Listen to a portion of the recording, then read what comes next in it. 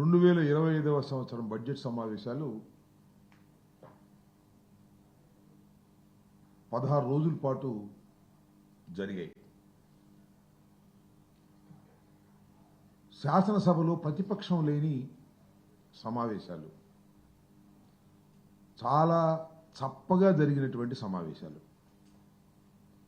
ఎవ్వరు టీవీల్లో కూడా ఈ సమావేశాన్ని చూడాలని ఆసక్తి చూపనటువంటి సమావేశాలు. వైఎస్ఆర్ కాంగ్రెస్ పార్టీ శాసనసభ్యులు ప్రధాన ప్రతిపక్షం హోదాని ఇవ్వనందుకు వెళ్ళమని చెప్పిన తర్వాత, పాల్గొమని చెప్పిన తర్వాత వారు ఈ శాసనసభ సమావేశాలు చాలా అడ్డగోలుగా, పరస్పరం డబ్బా కొట్టుకునే విధంగాను, కూటమిలో ఒకరినొకరు పొగుడుకునే కార్యక్రమాలు తప్ప రెండేది లేదు. శాసనసభకు ప్రతిపక్షం వస్తే మేము సరిగ్గా సమాధానాలు చెప్పలేము, చర్చలో పాల్గొలేము అనేటువంటి భయంతో ప్రధాన ప్రతిపక్షం రాకోకుండా, ప్రధాన ప్రతిపక్ష హోదా ఇవ్వకపోతే రాకోకుండా పోతారనేటువంటి ఉద్దేశంతో వ్యవహరించినటువంటి సందర్భాలు ఉన్నాయి. ఈ సందర్భం వలన టోటల్గా శాసనసభ సమావేశాలంటేనే ఆంధ్ర రాష్ట్రంలో లేదా దేశంలో అసలు చర్చ ఏం జరుగుతుంది, అడిగిన ప్రశ్నలకు ఏం సమాధానం చెప్తారు, ఏ వాస్తవాలు బయటకు వస్తాయి అనేటువంటి ఉద్దేశంతో, ఉత్కంఠతో రాష్ట్రంలో ఉన్నటువంటి ప్రజానీకం టీవీలో లైవ్లు చూస్తారు. అసలు ఒక లైవ్ని చూసినటువంటి సందర్భమే ఈ శాసనసభకు లేకపోవటం చాలా దురదృష్టకరం. దానికి ప్రధానమైనటువంటి కారణం ప్రతిపక్షం లేకపోవటం, ప్రతిపక్షాన్ని గుర్తించకపోవటం అని ఈ సందర్భంగా నేను చెప్పదలుచుకున్నాను. ఒకటే ఒంటెందు పోకర్లాగా పోతూ వచ్చారు.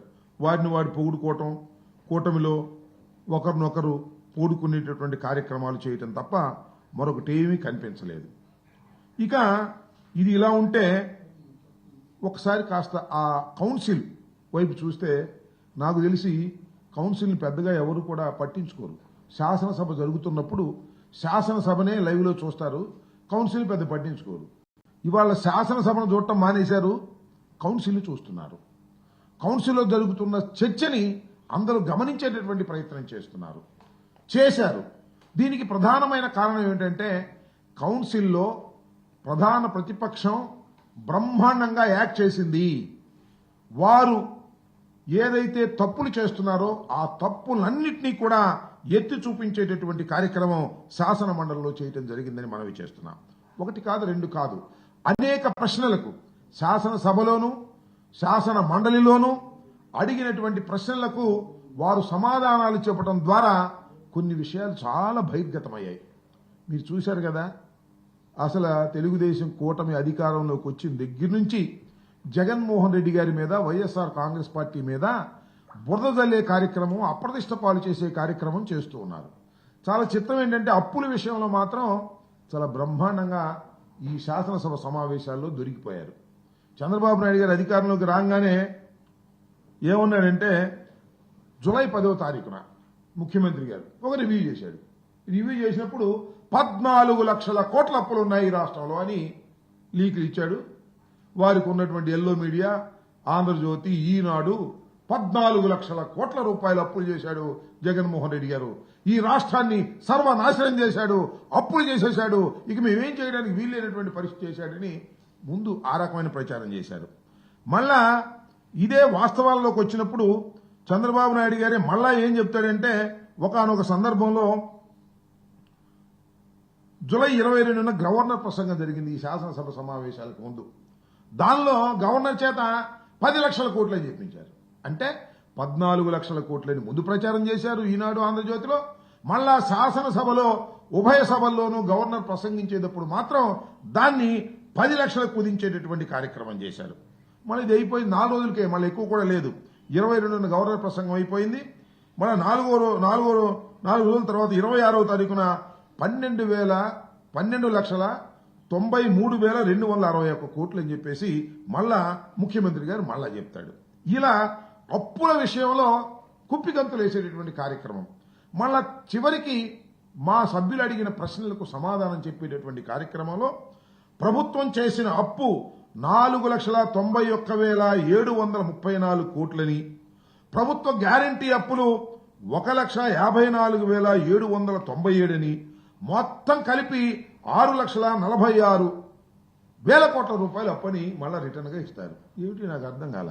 అంటే చంద్రబాబు నాయుడు గారి కుట్రానండి, వ్యూహమనండి, ఉద్దేశం ఏమిటంటే రాష్ట్రాన్ని జగన్మోహన్ రెడ్డి గారు అప్పుల పాలు చేసిపోయాడు, అందువల్ల మేమేమీ చేయలేకపోతున్నాము అని చెప్పుకోవడం కోసం లేని అప్పులు ఉన్నట్టుగా, లేని తప్పులు చేసినట్టుగా చూపించేటటువంటి ప్రయత్నం చేశాడు. ఇప్పుడు శాసనసభ బయట, శాసనసభలో కూడా నాటకం ఆడారు.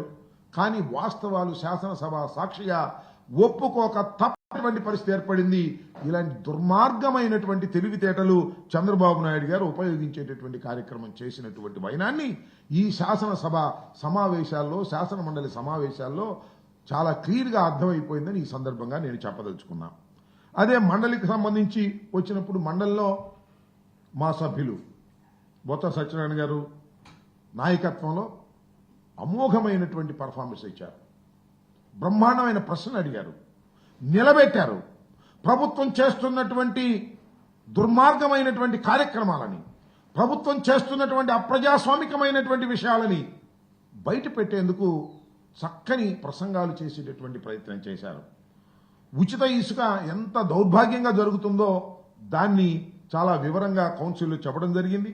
రైతుల సమస్యల మీద, ముఖ్యంగా మిర్చి, నాకు అర్థం కాల, మిర్చి 11,700 ఏదో సంథింగ్ చెప్పారు. ఇంతవరకు నేను మనవి చేస్తున్నా, అక్కడ శాసనసభలో చెప్పారు, చంద్రబాబు నాయుడు గారు బయట చెప్పారు, మిర్చి రైతుల్ని ఆదుకుంటామని కోతలు కోశారు. ఒక్క క్వింటా మిర్చిని కూడా ప్రభుత్వం కొననటువంటి దౌర్భాగ్యమైనటువంటి కార్యక్రమాన్ని ఇవాళ చంద్రబాబు నాయుడు నాయకత్వంలో జరిగిందంటే ఎంత ఆశ్చర్యపోవాలంటున్నా. చంద్రబాబు నాయుడు గారు ముసలి కన్నీరు గార్చారు మిర్చి రైతుల గురించి.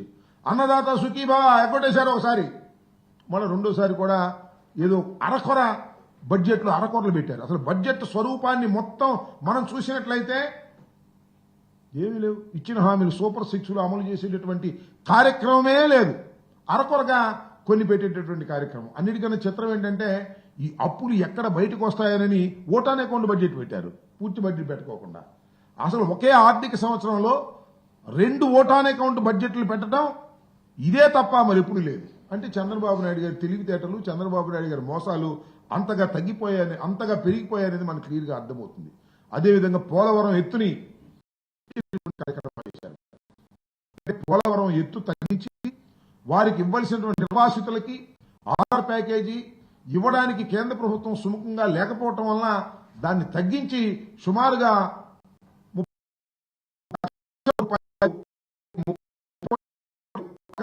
కార్యక్రమం పరిస్థితి ఇవాళ చంద్రబాబు నాయుడు గారి ప్రభుత్వం కేంద్రంతో దాన్ని కూడా బహిర్గతం చేశారు శాసన మండలిలోని మనవి చేస్తున్నారు. ఎత్తును తగ్గించి ఇవాళ చంద్రబాబు నాయుడు గారు చాలా రకరకాలైన మాటలు మాట్లాడుతూ ఉన్నారు. ఇది చాలా దుర్మార్గమైంది, పోలవరానికి తీవ్రమైనటువంటి నష్టం చేసేటటువంటి కార్యక్రమం చేస్తున్నారు. అలాగే లక్షలాది పింఛన్లు తొలగించేటటువంటి బడ్జెట్ లో మొత్తం టోటల్ గా అంతా అర్థమైపోతుంది, దేనికి ఎంత కేటాయించారో అర్థమైపోతుంది. అవన్నీ చూస్తే అనేకమైన స్కీములు ఎగ్గొట్టేశారు, కొన్ని స్కీములు అరకొరగా పెట్టి కంటి తుడుపు చర్యగా చేసేటటువంటి కార్యక్రమం చేశారు. అసలు బెల్ట్ షాపుల గురించి శాసన మండలిలో చాలా పెద్ద చర్చ జరిగింది. బెల్ట్ షాపులు ఊరూరా ఉన్నాయి. చంద్రబాబు నాయుడు గారు ఏం చెప్పారండి మనకి, బెల్ట్ షాపులు ఎక్కడ చెప్పండి, బెల్ట్ తీస్తా అన్నాడు. బెల్ట్ షాపులు లేనిది ఎక్కడ చెప్పండి. శాసనసభ బెల్ట్ షాపులు పట్టుకొని పేపర్లు ఇచ్చినటువంటి సందర్భాలు ఉన్నాయి. ఎంత అసంతృప్తిగా ఉన్నారంటే, ఎవరో ఒక శాసనసభ్యుడు మాట్లాడాడు, మేము వచ్చేటప్పుడు అద్భుతాలు జరిగిపోతాయి, మేము అది చేస్తాం ఇది చేస్తాం చెప్పాం, వచ్చాము ఏం చేయలేకపోతున్నాము, దౌర్భాగ్యంగా ఉంది అని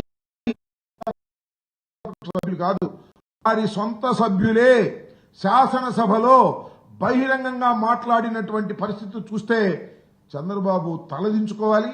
చంద్రబాబు ప్రభుత్వం ఎంత దౌర్భాగ్యంగా పనిచేస్తుందో, చివరికి సొంత సభ్యుల్ని కూడా సంతృప్తిపరచలేనటువంటి దీన స్థితిలో ఇవాళ ప్రభుత్వం ఉండి పేపర్లో మాత్రం అద్భుతంగా రాంచుకునేటటువంటి కార్యక్రమాలు చేస్తున్నారు.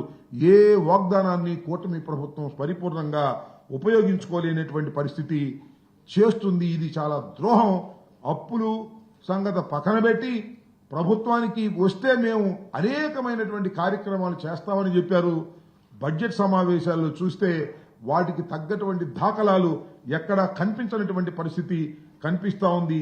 ఇలాంటి దుర్మార్గమైనటువంటి ప్రభుత్వం ఇవాళ రాష్ట్రంలో పనిచేస్తుందనే విషయాన్ని కూడా మీకు ఈ సందర్భంగా నేను చెప్పదలుచుకున్నాను. శాసనసభలో జరిగినటువంటివన్నీ కూడా కేవలం ఉత్తుత్తి కార్యక్రమాలే జరిగాయి. కొన్ని అయితే మాత్రం చాలా స్పష్టంగా శాసనసభలోనూ శాసన మండలిలోనూ ప్రభుత్వం అంగీకరించక తప్పలేదు.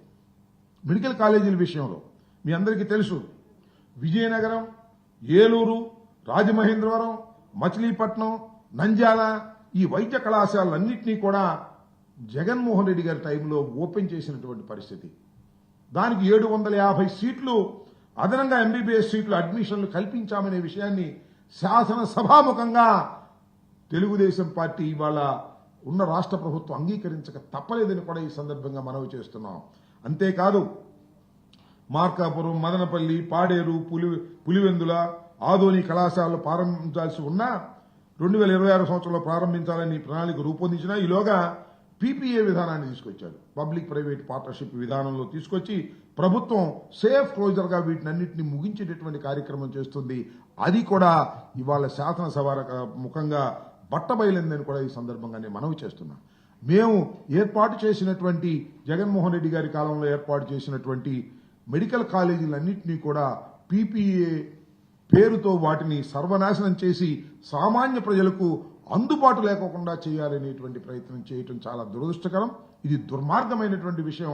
పేద ప్రజానీకానికి నష్టం చేసేటువంటి అంశమని కూడా ఈ సందర్భంగా నేను చెబుతున్నాను. అది శాసనసభ ముఖంగానే వారు అంగీకరించారని కూడా ఈ విషయాన్ని నేను చెప్పదలుచుకున్నాను. ఇక పెట్టుబడుల విషయానికి వస్తే జగన్మోహన్ రెడ్డి గారు చాలా కంపెనీలని బయటికి పంపించేశాడు. పెట్టుబడులు పెట్టాలంటే భయపడుతున్నారు. జగన్మోహన్ రెడ్డి గారి ప్రభుత్వం మళ్ళీ తిరిగి వస్తుందా అని అడుగుతున్నారంట. లోకేష్ గారు చెప్పాడు, ఏమండి జగన్మోహన్ రెడ్డి గారి ప్రభుత్వం మళ్ళా తిరిగి రాదని గ్యారంటీ ఇస్తారా, అప్పుడు మేము పెట్టుబడి పెడతాం అంటారంట. అంటే వాళ్ళకి అర్థమైపోయింది ఈ ప్రభుత్వం ఉన్నదని. మళ్ళా చంద్రబాబు నాయుడు గారి ప్రభుత్వం పోయి, కూటమి ప్రభుత్వం పోయి జగన్మోహన్ రెడ్డి గారి ప్రభుత్వం వస్తుందేమో అనేటువంటి ఎక్స్ప్రెషన్స్ వారు చేస్తున్నారనే విషయాన్ని మనం ఇక్కడ తీసుకోవాలని కూడా మనవి చేస్తున్నాం. నేను మనవి చేస్తున్నా, జగన్మోహన్ రెడ్డి గారు ముఖ్యమంత్రిగా ఉన్నప్పుడు 5 సంవత్సరాలు పరిపాలన చేసినప్పుడు విశాఖలో గ్లోబల్ సమ్మిట్ గాని, దావోసులో పెట్టుబడుల ఒప్పందాలు గాని అనేక ప్రముఖ సంస్థలు రాష్ట్రంలో పెట్టుబడులు పెట్టాయి. గ్రీన్ ఎనర్జీలో దేశానికి ఆదర్శంగా ఏపీ ప్రభుత్వం నిలబడింది అంటే జగన్మోహన్ రెడ్డి గారి 5 సంవత్సరాల పరిపాలనలో గ్రీన్ ఎనర్జీ మీద ఆయన పెట్టిన దృష్టి, పెట్టుబడుల మీద ఆయన పెట్టిన దృష్టి, దావోస్లో ఆయన చేసినటువంటి ఒప్పందాలు అనేది చాలా చక్కగా ఈ శాసనసభ సందర్భంగా అర్థమైందని కూడా ఈ సందర్భంగా నేను చెప్తూ ఉన్నాను. ఇకపోతే ఆడుదాం ఆంధ్ర, ఎంత ఘోరం జరిగిపోయింది, ఎంత అన్యాయం జరిగిపోయింది, ఎంత అక్రమాలు జరిగిపోయినాయి, దీనిలో కోటాను కోట్ల మిగిలి కాజేశారు అని చెప్పేటటువంటి ప్రయత్నం చేశారు. కానీ చివరికి ఒక ప్రశ్నకు సమాధానం చెప్తే దానిలో ఏమీ జరగలేదు, అంతా బ్రహ్మాండంగా ఉందని సమాధానం చెప్పాల్సినటువంటి పరిస్థితి ఏర్పడింది. అంతేకాదు సాక్షి కోటాను కోట్ల రూపాయలు ఖర్చు పెట్టారు, కోటాను కోట్ల రూపాయలు ఇచ్చేశారు, అప్పనంగా దోచిపెట్టారు అని రాస్తారు ఈనాడులోనూ, ఆంధ్రజ్యోతిలోనూ, వాళ్ళకున్న పత్రికల్లోనూ. శాసనసభ ముఖంగా మరి దానికి సంబంధించినటువంటి మంత్రి గారు చెప్పాడు, ఏమీ జరగలేదు, అంతా బ్రహ్మాండంగా జరిగిపోయింది అనేటువంటి పద్ధతుల్లో. పేపర్లో మాత్రం ఏదేదో రాసేటటువంటి కార్యక్రమాలు చేస్తున్నారు. అంతేకాదు సికీ ఒప్పందం మీకు తెలుసు ఎంత గందరగోళం చేశారండి. చంద్రబాబు నాయుడు గారు, ఆయనకున్నటువంటి పత్రికలు, కూటమికి సంబంధించినటువంటి మనుషులు సికీ ఒప్పందం చాలా ఘోరమైంది, అన్యాయమైంది, కోట్ల రూపాయలు కాజేశారు, ఆదాని దగ్గర అది చేశారు, ఇది చేశారు అని పుంఖాలుగా స్టోరీలు రాశారు. ₹2.49 సికీ ఒప్పందాన్ని చేసుకుని దాంట్లో ట్రాన్స్మిషన్ ఛార్జెస్ కూడా లేకపోవటం వల్ల ఇది చాలా అద్భుతమైనటువంటిది అని అనేక సందర్భాల్లో చెప్పారు. మరి మార్చి 13 తారీఖున పోయిన శాసనసభకు సంబంధించి డైరెక్ట్గా అంగీకరించారు, సెకీ ఒప్పందం మేము దాన్ని రద్దు చేయలేము, దాన్ని కొనసాగిస్తాము, బాగా ఉంది అని చెప్పే కార్యక్రమం. అంటే టోటల్గా నేను చెప్పదలుచుకున్నటువంటి అంశం ఏంటంటే, ముందేమో జగన్మోహన్ రెడ్డి గారి ప్రభుత్వం దిగిపోయి కూటమి ప్రభుత్వం వచ్చిన తర్వాత వారు ఇష్టానుసారంగా ప్రచారం చేస్తారు, శాసనసభ ముఖంగానేమో వాస్తవాలన్నీ కూడా వెల్లడించక తప్పని పరిస్థితుల్లో కొన్ని వాస్తవాలను వెల్లడిస్తున్నారు. చివరికి శాసనసభాముఖంగా కూడా ముందేమో 14 లక్షల కోట్లు అన్నారు, తర్వాత 6 లక్షల చిల్లర కోట్లని ఒప్పుకోక తప్పనటువంటి పరిస్థితి. ఈ విధంగా శాసనసభ జరిగినటువంటి తీరులో వైఎస్ఆర్ కాంగ్రెస్ పార్టీ శాసనసభకు రాకపోయినా ఖచ్చితంగా కొన్ని సమస్యలకి పరిష్కారం ఇచ్చే విధంగా శాసన మండలిలో కృషి చేసి అద్భుతమైన ఫలితాలు ఇచ్చిందని మేము ఈ సందర్భంగా మనవి చేస్తూ, టోటల్గా ఈ బడ్జెట్ సమావేశాలు చప్పగా ఉన్నాయి, ప్రజలకు ఉపయోగపడే విధంగా లేవు, సరైనటువంటి చర్చ జరగలేదు. ప్రధాన ప్రతిపక్షం రాకోకుండా ఉంటే బాగుంటుందని చాలా సంతోషపడుతున్నారు. మరీ ముఖ్యంగా స్పీకర్ గారు, అదేవిధంగా డిప్యూటీ స్పీకర్ గారు చాలా హాయిగా ప్రతిపక్షం లేకపోతే బాగుంటుందనేటువంటి పద్ధతుల్లో ఇద్దరు యాక్ట్ చేయడం కోసమే వాళ్ళిద్దరిని పెట్టారు మన చంద్రబాబు నాయుడు గారు, కూటమి ప్రభుత్వం అని నేను అభిప్రాయపడుతూ ఉన్నాను. ఇది వాస్తవమైనటువంటి విషయం. ఇదంతా కూడా ఉత్తగా చప్పగా ఊరినే డబ్బులు ఖర్చు తప్ప, శాసనసభ నిర్వహణగా డబ్బులు ఖర్చులు తప్ప సరైనటువంటి విధానంలో శాసనసభ జరగలేదనేది ఈ సందర్భంగా నేను చెప్పదలుచుకున్నాను.